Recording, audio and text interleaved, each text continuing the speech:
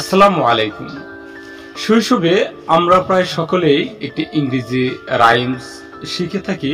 আমাদের যারা শিক্ষক আছেন, স্যার আছেন, তারা শিখিয়ে থাকেন early to bed, early to rise makes man healthy, wealthy and wise. শৈশবে এটা শিখিয়ে কিন্তু আমরা অনেক মজা পাই, মজা করে শিখি এবং এতে আমরা অনেক ভালো মার্কস পাই। অর্থাৎ এতে যদি 10 থাকে, স্যার আমাদেরকে 10 দেয়। কিন্তু শৈশবের এই রাইমসটি যে কত গুরুত্বপূর্ণ, কতটুকু বাস্তবসম্মত জীবনে আমরা কিন্তু ভাবি না। আমরা যে ভাবি না তা না, যারা ভাবে তারা কিন্তু প্রতিষ্ঠিত হয়, তারা কিন্তু সফল হয়। আর্লি টু বেড, আগে আগে ঘুমোতে যাও। আর্লি টু রাইজ, আগে আগে ঘুম থেকে উঠো। তাহলে সকাল সকাল যদি ঘুমোতে যাও এবং সকাল সকাল যদি ঘুম থেকে উঠো, তাহলে কি হবে?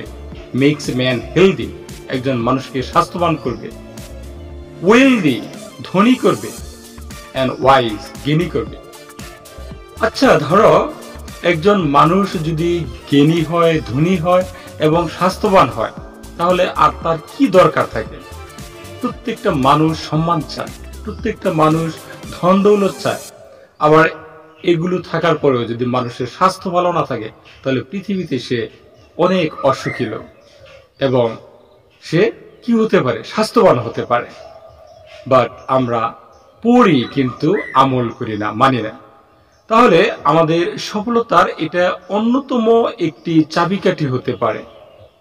আমাদের মহানবী সাল্লাল্লাহু আলাইহি সাল্লাম সেই কারণেই হয়তোবা 1400 বছর আগে তার মাধ্যমে ফজরের নামাজ, এই সিস্টেমটা আল্লাহ তাআলা চালু করে দিয়েছেন।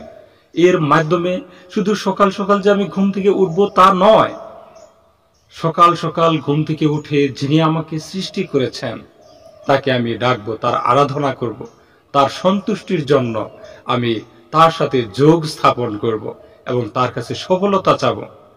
তাহলে আমার যে হৃদয় আছে, এই হৃদয়টা প্রশান্তি পাবে। আমার যে হার্ট আছে, এই হার্টটা ভালো থাকবে। তারপর আমি আমার প্রতিদিনের কাজে চলে যাব। Thanks for watching. আসসালামু আলাইকুম।